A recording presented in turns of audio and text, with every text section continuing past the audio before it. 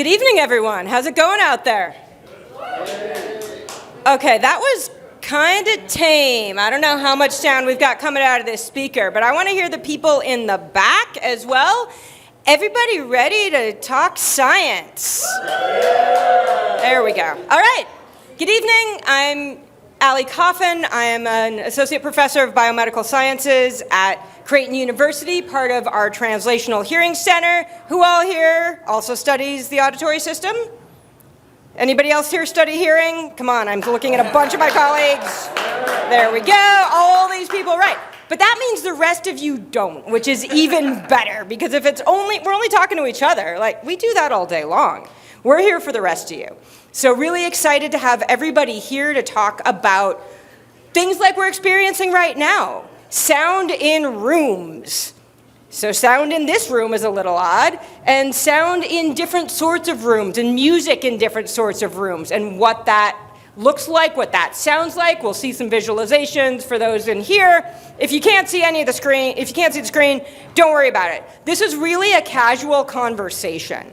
So we'll have some introductions at the beginning by our two presenters, and from there we'll have some questions, and then anytime anybody in the audience has a question, raise your hand, we'll call on you, you can shout it out. I don't think we've got a wireless mic to take over to you, so we will repeat the question, and we will make this work as best we can. So again, get some more drinks, and let's talk sound. I will now hand this over. We have our two speakers. We have Dr. Baron Breland from Creighton University and Dr. Chris Stecker from Boys Town, and they will each introduce themselves and a bit of their background. Good evening, everybody. My name is Baron Breland. I am the Dean of the Graduate School and the Vice Provost for Faculty and Academic Affairs at Creighton University, but my trade is music. So I first came to Creighton as a music faculty member, conducting the choirs and teaching the music majors and minors in music theory. I've had now a multi-decade career, which just surprised me as I thought through it.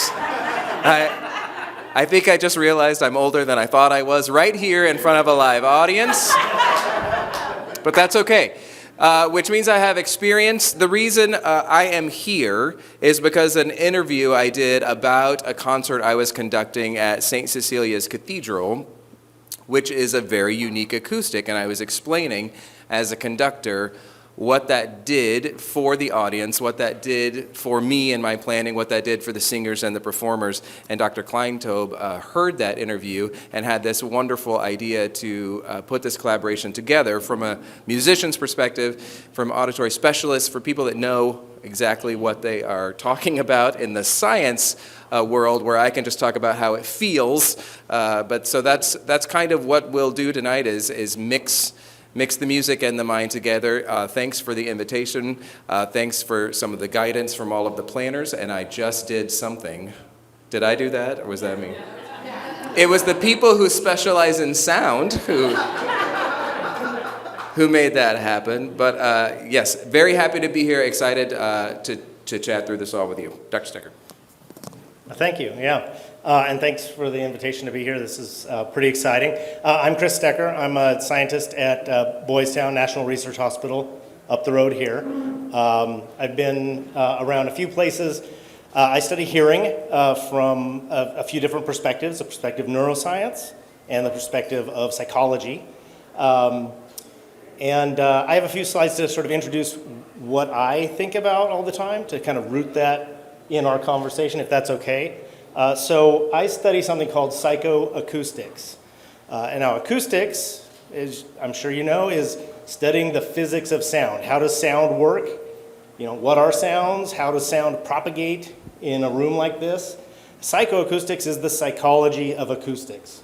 So we study how the ear and the brain work together to understand the world around us. And if you went to a lab that does psychoacoustics, you might see something like this. That's louder than I intended.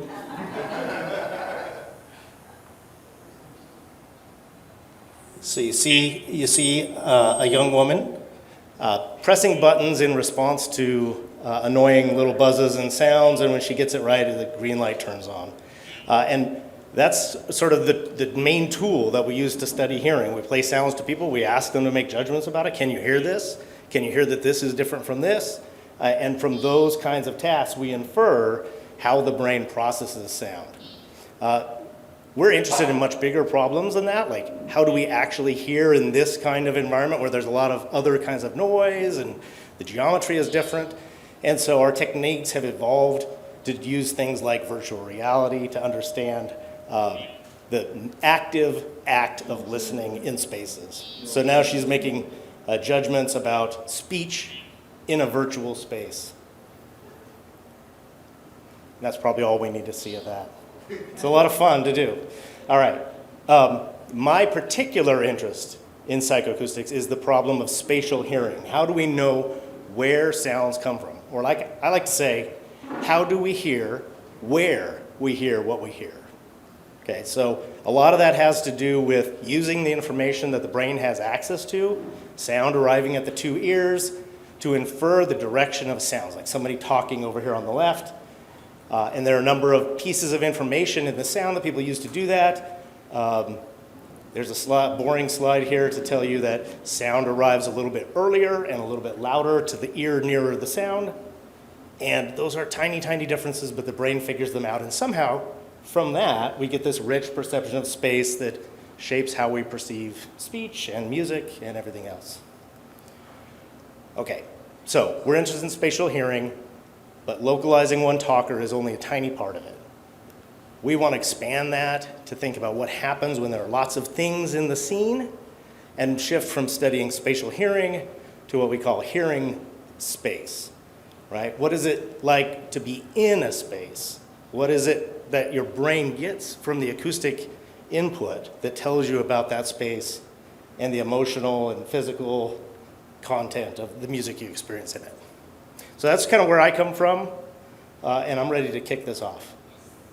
So I'll leave this slide up here to guide us maybe a little bit. All right, thank you both for those introductions.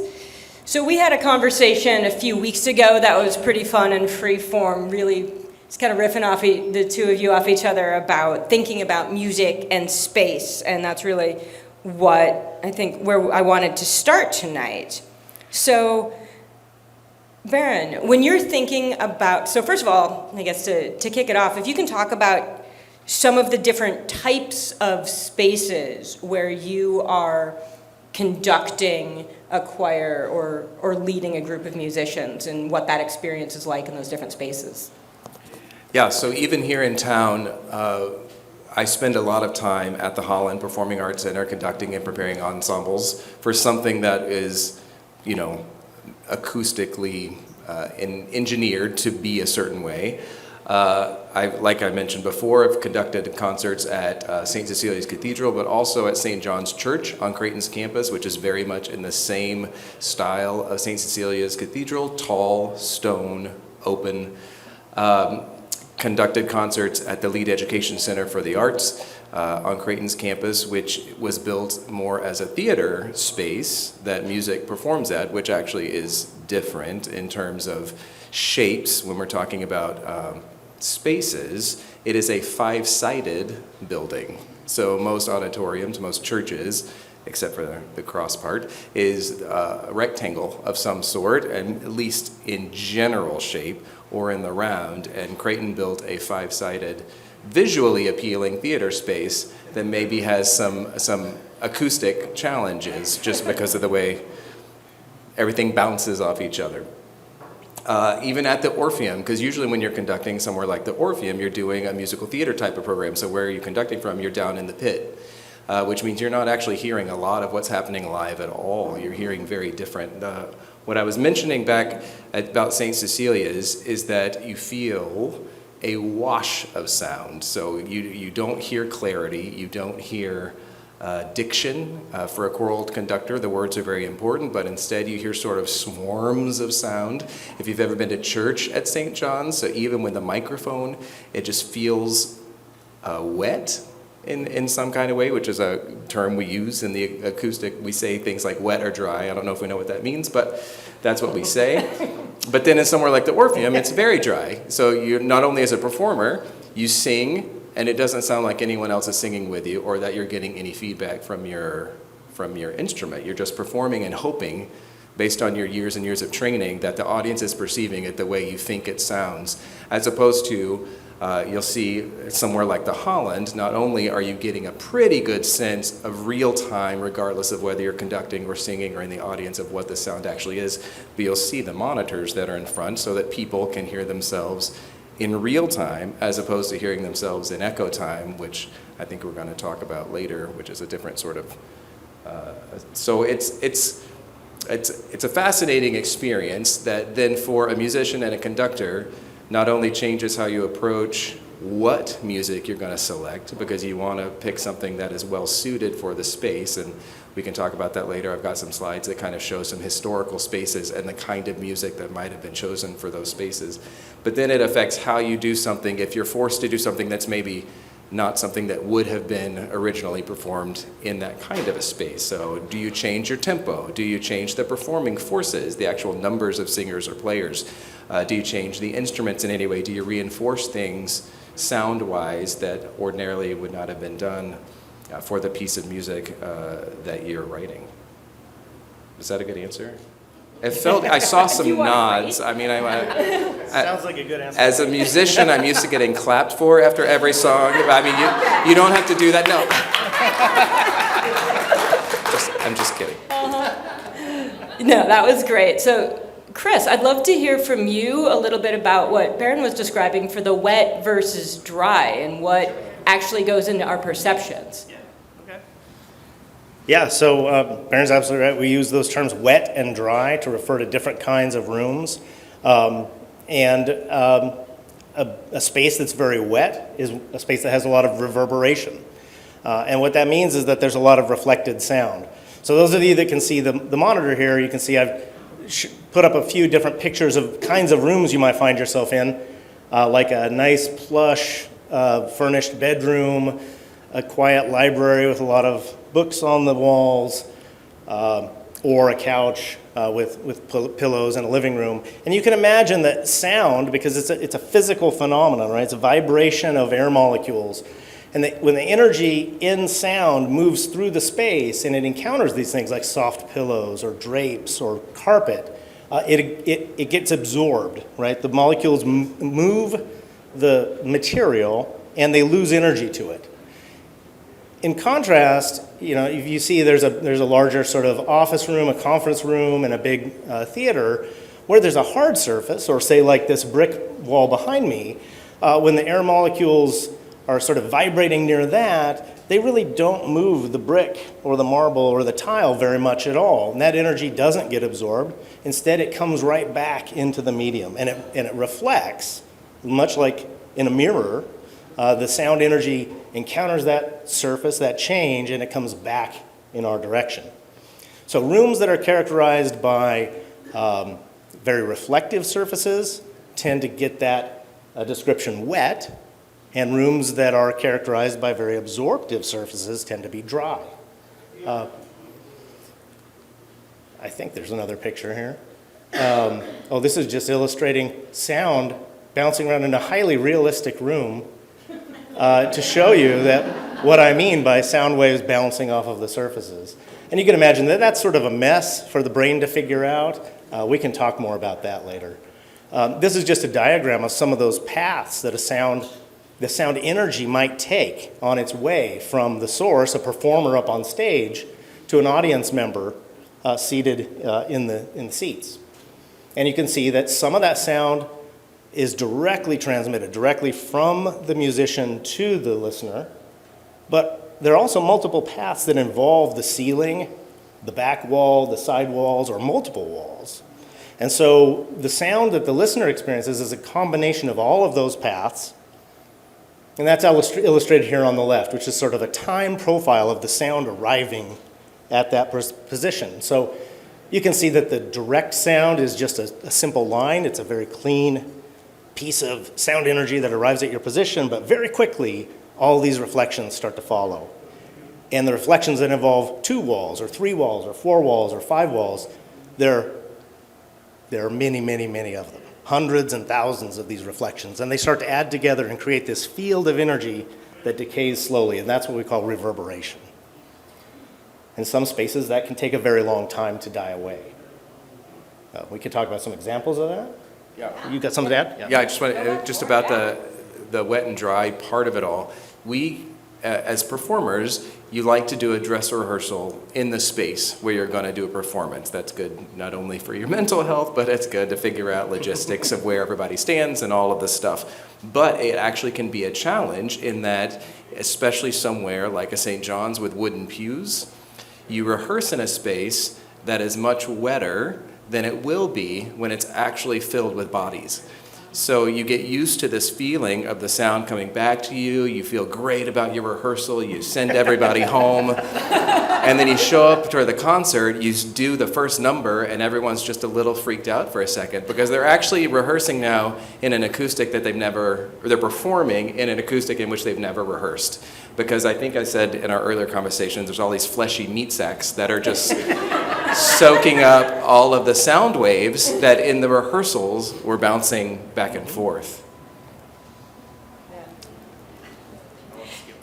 Oh, okay. Actually, I had a question for Baron that I wanted to follow up on. But yes, I remember that. My husband, who's also a sound guy who's back there, he refers to us as water bags. And it's the same experience, right? Things sound different. So what's it like as a conductor to make those adjustments on the fly when you and the performers suddenly realize that you now have these fleshy meat sacks, all of you, and things sound really different? Like, what are some of the tactics that you use to adjust in those situations? Well, so here's a secret about conducting. Once you're actually at the performance, there's really not much you can do about anything.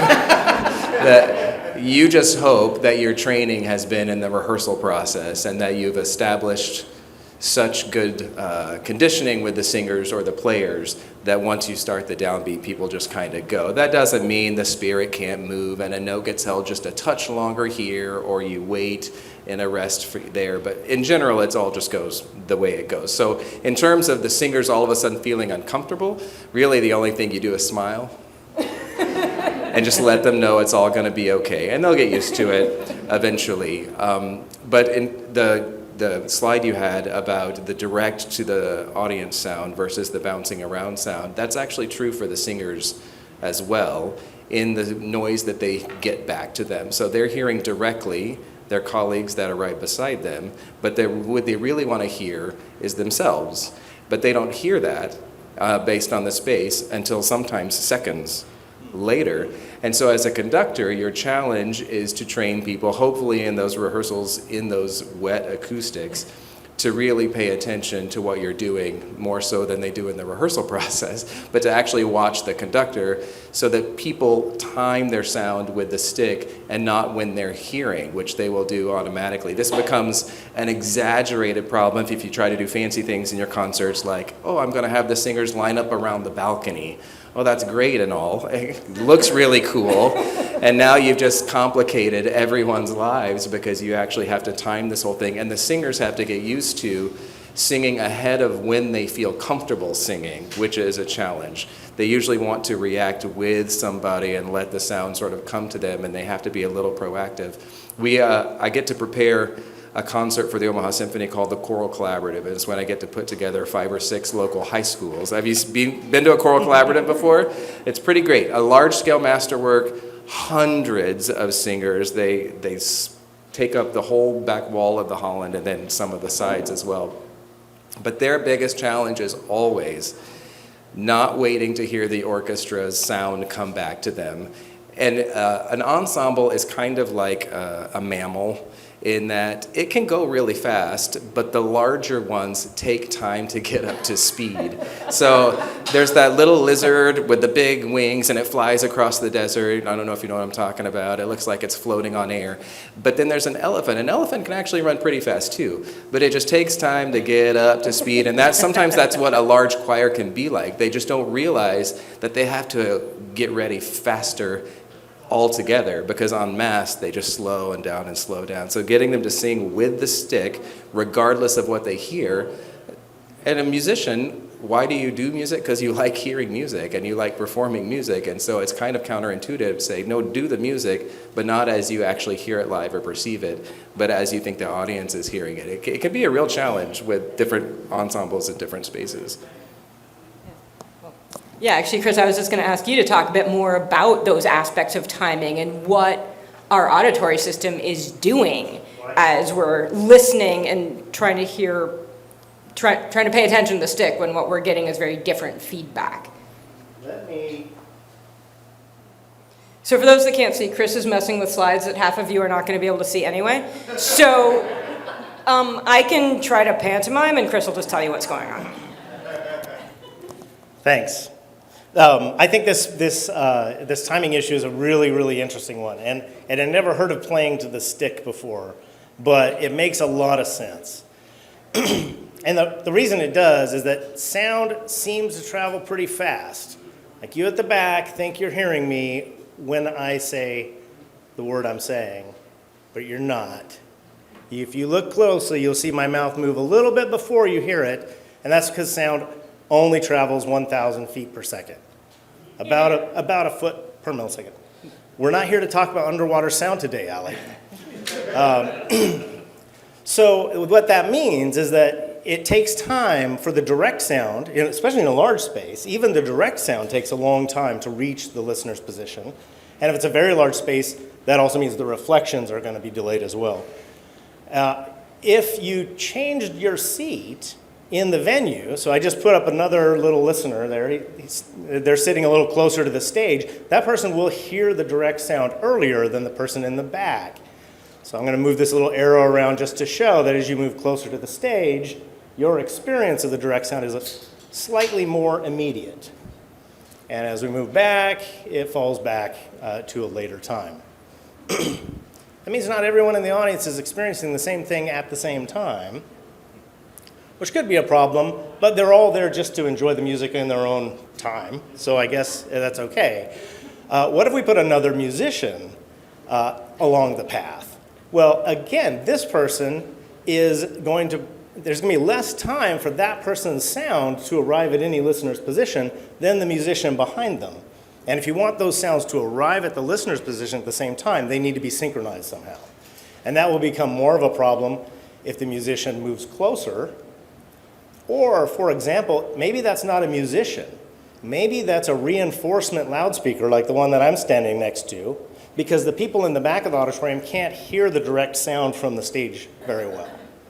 Well, if you played that sound at the same time that it was generated on the stage, you'd have this weird mess where the sound in the back is happening before the sound in the front, so you have to delay that sound appropriately so that it sounds all coherent, right? So what does this have to do with the speed of sound and playing to the stick? Well, recognize that the speed of light is about 1,000,000 times faster, which means that for all our intents and purposes here in a room, even in the biggest auditorium, it's instantaneous. So when you see the stick go up, everybody sees it at basically the same time, and they can coordinate their movements to that. I thought that was really fascinating. That's something I learned. I do want to make one other observation about this problem, which is that it's not just a problem for live performance in a venue. It's also a kind of problem that you might have experienced if you've gone to a big festival show, say outdoors. You see these multiple towers of PA speakers. They're each producing a copy of the music, but if they all produced it at the same time, then what you would hear would be this odd jumble that depends on where you're standing, right? And so the sound coming out of each of those PAs needs to be delayed appropriately so that there's a coherent wave front that moves through the audience. So every audience member hears the sound from each PA tower at the same time. To be super fancy about it also, Yeah. the release of sound in a reverberant space also has to be timed. And for instruments, it actually has to be timed based on what instrument you play, because your sound will actually linger in the space based on if you're a lower instrument or a higher instrument. So what you never want is for a piccolo to play anywhere past the cutoff because that sound just sort of squeaks out. It's okay with tubas a little bit because it just sort of, it feels like a, yeah, like elephants. We're back to elephants again. But it's kind of amazing for basses and sopranos in a choir, just the release of the sound, even if they did it at the exact same time, the audience would perceive one of them as being, if you could get to that millisecond. I don't know science. I had to cry to get an A in AP Physics to keep my 4.0. So the fact that I'm sitting here next to these smart people is kind of really exciting. But yeah, even the highness and lowness of the sound waves also is an interesting ensemble phenomenon. Well, and as far as smart people go, I'm one of those people that can't carry a tune at all and loves music and will dance to it but can't sing for anything. So I'm very pleased to be sitting next to such an accomplished performer. So there you go. It's all about different talents. Actually, Chris, I was wondering if you could talk a little bit about the different frequencies in high versus low in terms of what Baron just spoke to, of sort of the how different pitches or frequencies get absorbed differently. Sure, yeah, we can talk about that. Can I mess with my slides again? You can do whatever you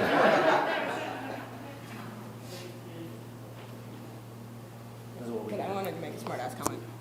But I will say that while Chris is messing with the slides, most of you will never get to see. Sorry about that. Just for full disclosure, when we were talking about the speed of sound in air, that's because I study hearing in fish, which yes, fish can hear, but sound moves 4 times faster underwater than it does in air. So all of the things we're talking about don't at all apply to a lot of the situations that I study, but we won't experience those anyway. So we'll stick to air, although music underwater would be a whole other conversation.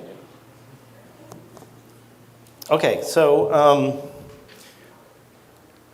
one of the things about reverberation, right, I told you that it's because of the reflected sound from surfaces, and it's reduced by surfaces that absorb sound energy. We measure reverberation with something we call reverberation time, which is just a metric. It tells us how long it takes sound to decay in a space. And so it's musically relevant, right, because it tells us sort of the time scale. Does it take several seconds for the sound to fade away, like it would in a cathedral, or does it take less than a second? I have some examples I would like to try to play. We'll see if they work. You think you can try it? Yeah, you just have to hover over those and play them. I'm going to hit a button and we'll see what happens. Yeah, okay. They won't go on the click, but the top one is dry. Okay. So if you play that. So these are all simulations, I'm going to say, but they're good simulations. Do you want to actually, Yeah, see if you can play that anechoic chamber one. Yeah. The cat is sitting on the bed. Can everyone hear that? The cat is sitting on the bed. Sorry, that was the wrong knob. Try it again. Okay, one more time. The cat is sitting on the bed. Okay, highly intelligible. Happens Okay. in my house every day. The cat is sitting on the bed. Okay, so that is a simulation that's perfectly dry. It has no effective echoes. I said anechoic chamber here because an anechoic chamber, I'll show you a picture in a minute maybe, is something that has the driest characteristics we can imagine. It has walls that are built to absorb sound extremely well. The next one has a reverberation time of about 1/3 of a second. It's about what you might find in a really good classroom. The cat is sitting on the bed. So here the challenge is that you're going to hear that reverberation time plus the reverberation time of this space. So it might not sound very different than the first one, but you might have heard a little bit wetter. Okay. Now we're going to go up to about 1 second reverberation time. This is something you might find in a live restaurant or maybe an auditorium. The cat is sitting on the bed. So you can hear that sound is taking longer to decay away, and it's starting to interfere, right? It's harder to understand. And then the last one, it has a reverberation time of 7 seconds. It's something you might only find in like a cathedral. Yeah.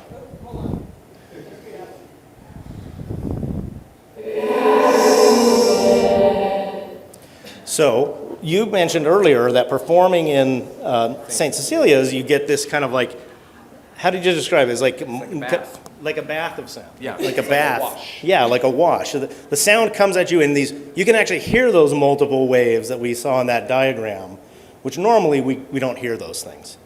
So there are two parameters that affect the reverberation time. One is the size of the room. The smaller the room, the shorter the reverberation, all other things being equal. And that's because in a smaller room, the sound encounters the walls more frequently. In a bigger room, you get longer reverberation. So the picture here is meant to illustrate the difference between, say, a cathedral and a tiled bathroom. Right? Both of them are very reflective, but one is bigger and more reverberant. The other parameter is the absorption. Right? So a cathedral has all these hard surfaces, very little absorption, compared to a circus tent, which has like grass and audience members and this fabric in the tent. And the tent fabric is actually even better than absorption because some of that energy just passes right through it and leaves and never comes back, right? So that would have a shorter reverberation time due to having more absorption. We talked earlier about, a concert hall, so even in the same hall, you have different reverberation time depending on whether it's full or not. Because people are, what did we say? Fleshy meat sacks. Fleshy meat sacks. They absorb sound. Now, one thing that we should be clear about is like people's bodies are good at absorbing sound, but in a different way than, say, that egg crate foam that you might find on a studio wall, right? Or a giant tapestry. What's the different way? Well, the different way has to do with the frequencies of sound that get absorbed, right? Small things like fabric are good at absorbing high frequencies. To absorb low frequencies, you need very big objects that act as sort of impediments to the sound energy. And those aren't very common in most rooms. And what that means is that most materials are more reflective at low frequency, right? And they absorb more at high frequencies. That means that our reverberation is not one number, really, right? The high frequencies are going to die away faster, and that's going to let that piccolo stand out and be resolved. And the low frequencies are going to linger around, like an elephant, right? They take longer to get going, and they take longer to die away. Yeah, so I think that's it. We can come back to this. All right. Oh, wait, was one of those this weekend? Yeah, but we want to talk about standing waves. Okay, we want to talk about standing We waves? could, we could change, we've been talking about, I've been talking for a little while, so. Okay, so basically what you're saying is you're going to drink some water and we'll talk about something else, right? Actually, I did want to switch gears a little bit. And first of all, again, if anybody has any questions, like we will have plenty of time for questions in about 15 minutes. But if in the moment you have a question, just like raise your hand and shout it out, and then I'll try to repeat it as best I can. So, oh, and if you're up front, we can even hand you a microphone. Easy question. How do you measure? How do you measure those sounds? Reverberation time? So, how do you measure reverberation time? Is a really great question. So what we want to know is how long it takes that sound to decay by a certain amount. So what we need to do is excite the room with some signal that has a lot of energy and is very short, like a firecracker or popping a balloon or something like that. Some loud, sharp sound, and then we just record it. And then we can go back and look at the recording to see how fast it decays away in each frequency band. Can I just add to that? But I didn't realize this is why musicians do this, but you'll see conductors, so the first thing they do when they walk onto a stage as they're getting ready, they'll clap their hands.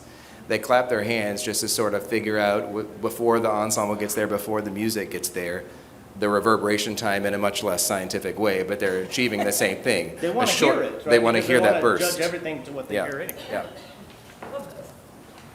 So what is the material used at the Holland Center to produce such good sound? So it's mostly wood. I don't know how that fits into everything, and I don't know if they've treated it in some way. I don't know if it's varnished in some way, but it's mostly wood. Of course, the backs of the seats are cloth velvety kind of a thing, and they have nice cushions on them, but usually the seats are full. But it's wood all the way around. And even the floors are wood. The doors are wood faced, so even though they may be real doors, it's all wood on the inside. But so I don't know if that is somewhere between cloth and stone in terms of acoustics. But Definitely. I think what they've also done is, Dr. Hanna, by the way, he's the chair of Fine and Performing Arts. His daughter is an acoustic engineer. She sets up spaces to be acoustically beautiful. And could talk to them after this, but I think they also map out where the things might get too wet and bouncy, and they round some corners so things don't get trapped. So if you'll notice when you're looking up at the Holland Center at the balcony, it's not a square corner in the choir loft, but the doors are even rounded. It's sort of rectangular-ish, but the corners are taken away and curved. The balcony faces just have a slight curve to them instead of being flat reflective surfaces. And the pitch of the floor, even in the balconies, is not a straight rake, but it's got just a little bit of a wave to it. And I'm sure that adds to adding extra layers without being too messy, like that one picture that had the red and blue lines in the square space. Yeah, actually, no, I'd like to hear from you, Chris, with those descriptions of. about standing waves. You want to talk about standing waves? Yeah. Okay. Keep asking your question. Okay, well, I was just thinking, given the description of the Holland and how there aren't so many square corners and things are rounded and the floor is sloping and maybe a bit wavy. So again, not thinking about just reverberations in a box. Yeah, what's your response to that description of what that would do for the music in that environment?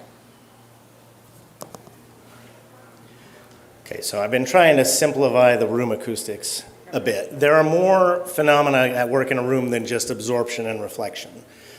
One thing that can happen is if the surfaces that are doing the reflection are very small and not all in the same plane, the sound wave gets reflected, but it gets broken up as it does that. And what that does is it inhibits the presence of a strong reflection. So if you clap your hands in a cathedral, say with a lot of columns and a lot of textural work on the walls, you won't hear a sharp clap echo that comes back and is very clear. You'll hear something that's kind of spread out in time, more of a wash. And this creates kind of a sort of, I don't want to, anyway, it breaks up the sound. The reverberation is still there. It still takes the same amount of time to decay, but it doesn't have this prominent reflection. The other thing that can break that up is having walls that are not parallel. So when you talk about the sloping floor or even the five-sided room, I'm imagining, walls that are not parallel. They get further apart in one part of the room than the other. And this breaks up the tendency to produce these coherent reflections. It also breaks up another phenomenon. There's a picture up here, the phenomenon of the standing wave. So I've tried to illustrate that with two people blowing on bottles. Anybody ever blow across the top of a beer bottle or a Coke bottle? Okay, I can't have an empty beer bottle in my hand without doing it. So it's beautiful. I recommend it. It makes a nice tone. The tone changes, right? If you do it and there's still some beer in there, what happens?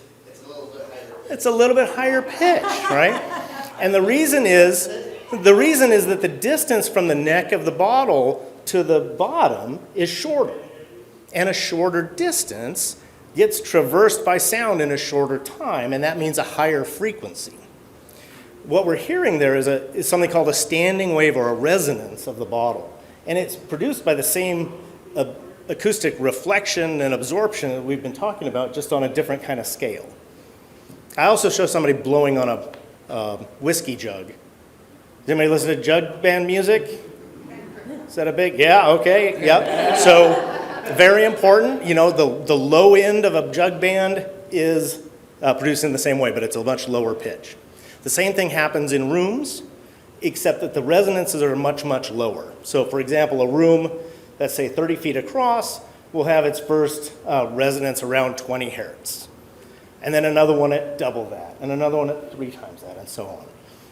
These are like the effective reflections, except they're resonances that will build up if you produce sustained input at that frequency, right? So if the tuba plays the right note in the right room, you'll produce a very loud experience that decays very slowly in the room because you've excited the room at its favorite frequency, right?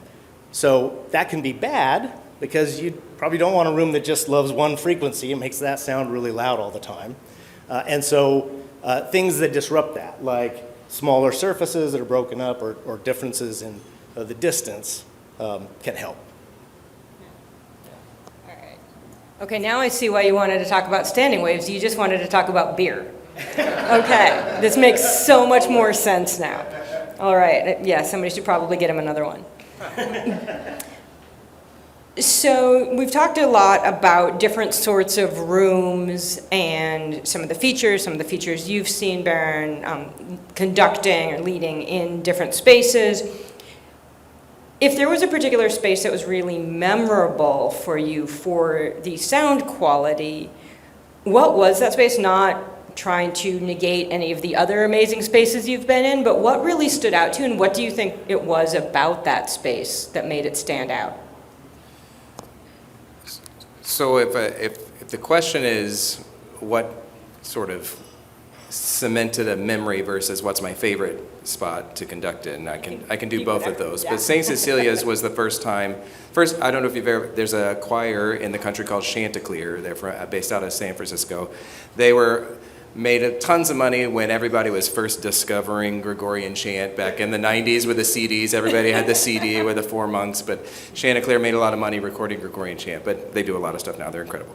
But I heard them at St. Cecilia's probably my first or second year here in Omaha, and I am not a Catholic, so I have not spent much time in large, huge, reverberant spaces like that.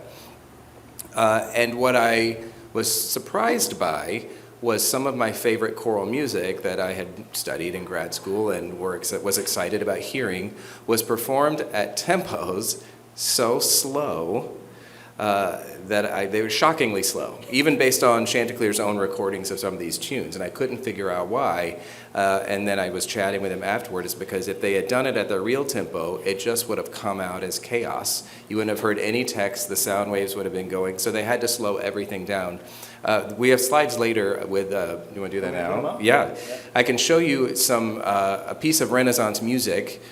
And even if you don't know anything about music, you can know that basically white notes long, black notes short, right? They're just in the simplest form. Black notes with lots of flags, really short, big fat white notes, really long. But so this is St. Peter's Basilica, and it's where Palestrina, there's a famous Renaissance choral composer named Palestrina who worked for the Vatican, and his choirs performed at St. Peter's. And you can see the kind of space it is, and even though the music's very small, I think you can probably see that it's big, square white notes. Now, even though this is modern notation, this is not exactly what it would have looked like to the Renaissance people or the performers or the composers. In modern notation, these are really long note values, even at cut time, because the slowness of the music allowed it to be absorbed by the mind, whatever that means, not absorbed by the walls, allowed it to be understood intelligibly, because then you could line up things with them. In fact, there's this theory about Gregorian chant, these slow, long tones, that the original sort of crafters of Western music, when they were performing single line chant, which is how Western music started, just as a single line, no harmonies, so no other notes around them, but just one melody at a time. Monophonic music is what that's called. That the echo of the space would all of a sudden put a different note on top of the note that they were singing. And that's how sort of the ideas for harmony actually came in. That and the overtone series. So they're singing a foundation of a particular note. It's so well in tune that it's actually ringing frequencies above that note in these big, huge, reverberant spaces. So the first examples of harmony in Western music are people singing the same exact melody, but with a fifth above or a fifth below. A fifth is a musical interval. And probably because the overtone series in a big reverberant space was ringing a fifth above or a fifth below. And then the next hearable differentiated note in the overtone series after the octave is the third, which is the basis. If you don't know what a major chord is, just think of it. Every song you've ever heard ever in your whole life is in Western art music is either major or minor, happy or sad. But it's got a root, a fifth, and a third, and that all comes from the overtone series, which was hearable because of reverberation and because of these acoustics that they were writing this music in. They then, of course, once they decided that harmony was cool and singing multiple notes at the same time was awesome, then everybody wrote music with multiple notes, and we've never gone back. I mean, it's pretty unique. Then you want a drier space, so you can hear everybody, they can turn the harmony on and then off when they want So to. as history moves forward, these big gigantic spaces, people didn't build big churches anymore just because of general history, but things get smaller. So the next slide is a Baroque era piece. So this is in Venice. Now, you can just look at the music without knowing anything about music and know that that is faster. That's faster. All those little black notes with all the flags. This is Vivaldi in the Baroque, and it's for Venice. So this is the women's orphanage, the Ospedale della Pietà, where he taught and wrote the season. So this is those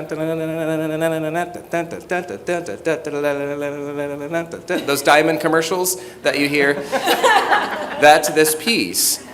But the space is much smaller. It was, kind of like maybe smaller. Our gyms now are built to hold basketball. They didn't need basketball back then. They had some sort of sport, but so you can see just a smaller sort of a salon. And then if you skip forward in history, we go all the way to, this is the classical era. This is actually Haydn and a string quartet. They're literally in someone's house salon as those types of concerts became more and more prevalent. And of course, by now we have the printing press where everybody can read music and everybody wants to play their own music, and they're publishing music and they're doing it in their houses. And it's the kind of music that you could hear in a dry room with wood walls, and I don't know if they had drywall. I don't know what they made walls out of. Plaster. That's probably plaster. A nice diamond chandelier. But completely different kinds of music. All of these individual parts of the string quartet would be perfectly hearable from the ear. Nothing's going to wash on top of each other unless it's written that way to do so. Nothing's going to sound, it's not going to linger past its printed note values. You can do effects with dynamics, an accent on something that you couldn't do in the Renaissance in a space that would read in the same way it's going to read on a string instrument in a small room like that. All because of the types of spaces where they were performing in. So you can, if you wanted to write a dissertation on this, directly correlate someone's oeuvre, their work, to the spaces for which they were composing their music, not just the time period in which they were composing, which of course, big deal. So was that a nod to your dissertation back in the day, or are you trying to recruit somebody to do this?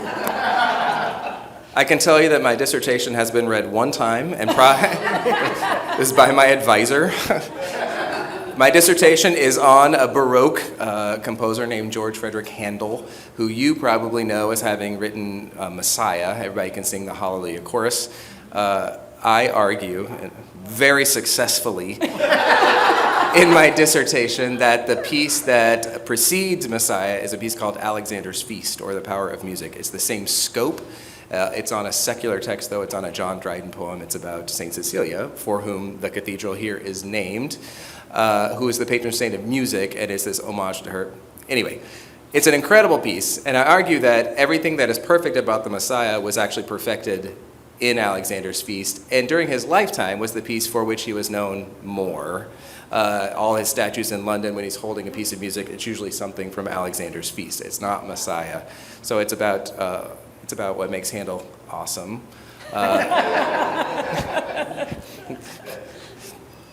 Love to talk to you more about Alexander's Feast and Handel, but I don't think I will.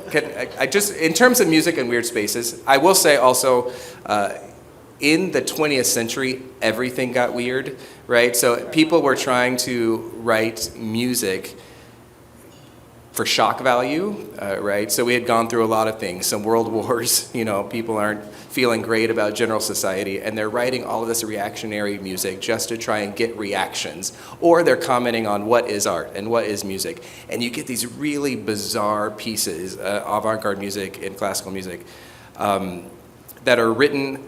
There is a Canadian composer, R. Murray Schafer, who's known for writing just weird, bizarre things, who writes a piece called In the Wilderness, On the Wilderness, something. It's written for 12 trombones who are to be strategically placed around a lake. And the conductor has to be in a raft in the middle of the lake to keep it going. But so space still does affect music, it just in really only one-off, sort of bizarre, unique ways. Generally, composers writing today, they're writing for a specific ensemble, but they're not necessarily considering the acoustic, because everything is so fudgeable these days with enhancements and with microphones, and so you're not really doing it in the same way. You'd have to really be intellectually tied to the project you were doing, or work specifically at a church that you knew really well acoustically in order to write something specific for an acoustic. Now you're just writing for the sound and for the forces and for the message, more than you're writing to fit into a space. All right, so other than post-official event conversations about Baron's dissertation work, which, no, it was good. That I could see that you clearly enjoyed sharing that, which was great. Yeah, Chris, I'd like to hear a little bit from you about some of the spaces, either where you've done some experiments, if you want to talk more about anechoic chambers, but also spaces where, knowing that you're a music lover, go to a lot of shows, where you've listened to some music, and what were some of the things that really stood out to you about some of those spaces. And if you also want to talk about, say, not so much orchestral ensembles, but perhaps 80s hair bands that you heard renditions of last weekend, you can definitely fit that in. Yes, please. Okay, all right. I have a couple things to say. And one of them is, I hadn't really thought about this for this presentation, but it makes sense. So in thinking about 20th century sort of experimental music, a piece that really inspired me to think about room acoustics is a piece by a composer called Alvin Lucier, and it's called I Am Sitting in a Room. And what he did was he sat in a room, very bare room, something that we would say is relatively wet, but not big, not highly reverberant. And he sat in there with a recorder, and he orated a speech. It doesn't really matter. He says, I'm sitting in a room, he says some things, and he does some things with his voice that he thinks will be interesting later. Later being, he takes the recording that he made in that room, and he plays it back through a loudspeaker in that same room and records the result again, right? And then he does that to that recording again. And so each pass through this, that sound goes out into the room, is shaped by the room, and picked back up. And so over these iterations, as he plays it back, you start to hear the resonances of the room as tonal features, you hear the reflections and reverberation, and they completely dominate the speech, make it unintelligible, and you end up just hearing sort of the characteristic of the room, which fascinated me as a student of auditory space, right? I will say, one of those spaces I would be remiss if I didn't describe to you is this. I talked earlier about, more absorption gives shorter reverberation time, but I haven't had a chance to show you a picture of the most dry, the least reverberant space that we can construct, which is an anechoic chamber. And this is Ryan McCreary, who's drinking beer right over there, in the anechoic chamber at Boys Town. And what you can see about this room is that the walls all have these very large foam wedges. And remember earlier I said that absorption is a frequency-dependent phenomenon. You need big things if you want to absorb low-frequency sound. These big wedges are very good at absorbing low-frequency sound. They absorb all the sound. So this is a room where if you go in and clap your hands, you don't hear an echo coming back. The reverb is completely missing. It's a little disconcerting the first time you experience it. It's not dangerous. It doesn't make you crazy. I've spent hundreds of hours in anechoic chambers, and I'm not crazy. So this is a room that's just treated to attenuate those reflections as much as possible. This is just another anechoic chamber. This is one we worked at Vanderbilt University before we came here. So I would say, in terms of like unique spaces, the anechoic chamber is definitely right there. One of my favorite spaces when I was at the University of Washington, and we took students around to go measure reverberation time. So we built a little like clapper, like you might see, ready, action, you're doing the movie. It makes a sharp snap. And we went to different places and recorded it and measured it. The best one was the bottom of a stairway in Tolman Hall, which is where the psychology building was. It was a very tall, I don't know how tall the building is because our lab was in the basement. And that's where we did all our measurements. But when you excite this, the sound goes up the stairway. There's hardly any absorption in there at all. And it comes back down as this cascade of sound that lasts seconds and seconds and seconds. So I think that was probably one of my favorite spaces. I didn't answer the question about where my favorite space actually is, just as a performer. But as a conductor, it's the Holland Center. And the reason is not because I think anything about sound waves. But as a conductor, it's what I can trust what I hear on the podium there better than any other space. I'm hearing at my spot on the stage what the audience is hearing, and so I can react and manipulate in real time. If the basses are too loud, I'll tell them they're too loud. Whereas a lot of other spaces, you have to have somebody out there. Is the balance okay? Is the balance okay? You're constantly checking. Can you hear text? Can you hear diction? But the Holland, to me as a conductor, based on where the podium is my favorite place to conduct because it's the most real. It's the most what the audience is also experiencing. But I do love a good stairwell. My a cappella group in college, because I was very cool, we were called the Accidentals, which if you know anything about music, it's a great joke. But we loved to, at the end of our rehearsals, go into the stairwell and sing our stuff. The faculty hated that we went into the stairwell because there must be something about it also amplifying because it would echo throughout the halls. But we loved to sing in a stairwell. It was a great place. Okay, we may need a rendition of that on campus at some point. We will find the right stairwell. We'll let everybody know the secret location. So want to make sure that we're staying on time here. We had a few questions earlier. What other questions do we have? All right. You got this. Yeah. Okay, and then I'll just repeat. If you're going to the Orpheum to see one of the Broadway shows, you don't have season tickets, you're just getting a one-off ticket, where do you want to be sitting? All right, so I'll repeat the question. If you're going to go to the Orpheum to see a single show, what seat should you, or Broadway show? Right, if you're going for a Broadway show, very specific. We could even ask what show, but that's a whole nother conversation. Where should you buy your ticket? Which seat? So for me, but you also have to consider that Broadway is a visual affair as much as it is auditory, right? So you want to see everything. I always want to sit center of the first balcony. I'm raised up a little bit. I can see everything, and to me, it's where the sound hits me perfectly, regardless of the space. It's the same in the Holland Center. If you're going to listen to anything for the symphony, center is always better than the sides. And if you can get that first balcony in the center, you've got a view of everything. You feel like you're just sort of, because of the curved nature of that balcony, you're kind of extended out into the space just a little bit. But even if you're on the floor at the Holland, it's that there's sort of a little, I forget what they call it. It's right under the first balcony. So you have the, thank you, orchestra circle. You've got the main orchestra on the floor, and then you've got orchestra circle, and that first row of orchestra circle is just, it's pretty exquisite. Triple A is where you want to go. Thank you, Triple A. I'm conducting a show June 1, not to plug that, but the fact that my friends were buying tickets and they were like, where? And so they're in AAA. They're AAA of the Holland Center. But anywhere where you can be slightly raised for me is visually more appealing, just to see everything. But then also it never sounds bad when you're up just a little bit. Yeah. Any other questions? Any questions from the back that you either want to come up here, shout, and I'll repeat it, or we can just play a game of telephone and see what actually reaches us as you whisper it forward. I have a little scientific question. So the anecdote chamber which you told, it was very fascinating. So it absorbs most of the sound. So in that chamber, do you hear your heartbeat or your digestive sound or something like that?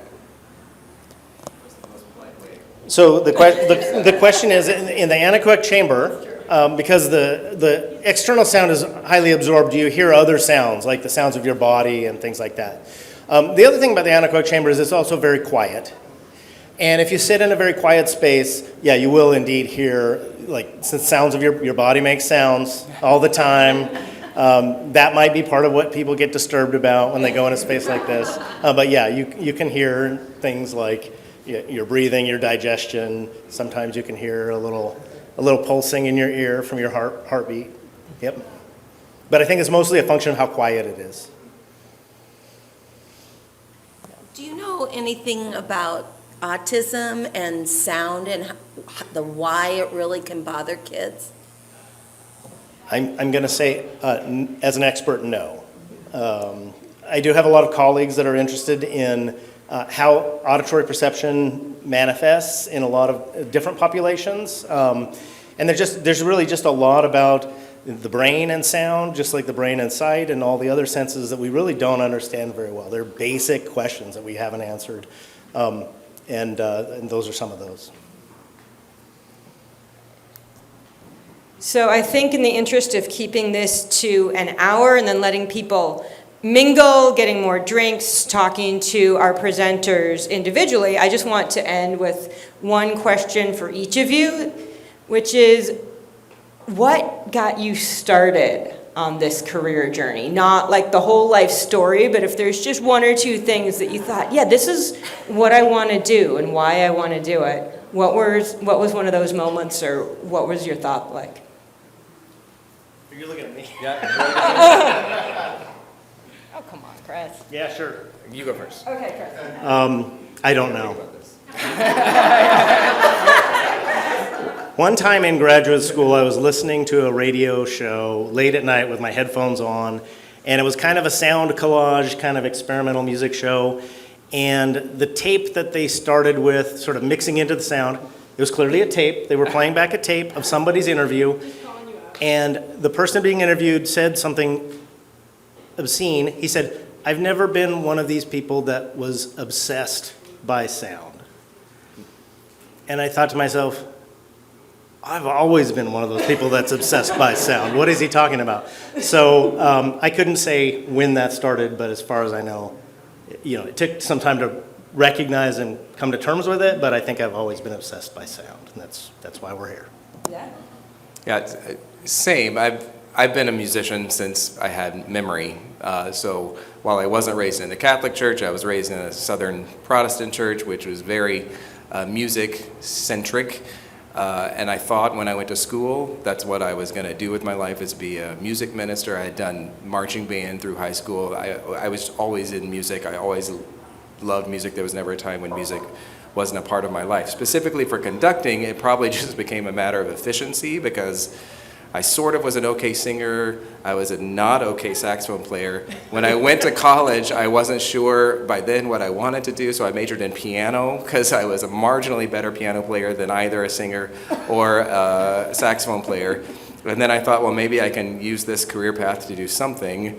And then I was like, well, how do I get to do all the instruments? And how do I get to also lean into my skills as a Leo and as a control freak? And all of that merged together to be a conductor, where I also got to take revenge on people who had not passed me to be a voice major when I really thought I should be a voice major. So I knew that I would then not hire that voice teacher ever as a conductor. No, I'm just kidding. Sort of. I mean, that's half a true story. But to be a conductor, I just wanted to be able to experience all of music. It's what I never specialized in anything. I just loved music. I listened to country music, which blows people's mind. That's what I listen to on the way to work every day. Church music still, if I ever sit down and I need anxiety calming, I play the hymns that I was raised on growing up. That's what just settles me down. I have a community chorus that makes incredible music with messages that just really change lives. And I get to do orchestral music. I get to do it all as a conductor. So that's why I chose conducting. All right. Well, let's thank both of our presenters.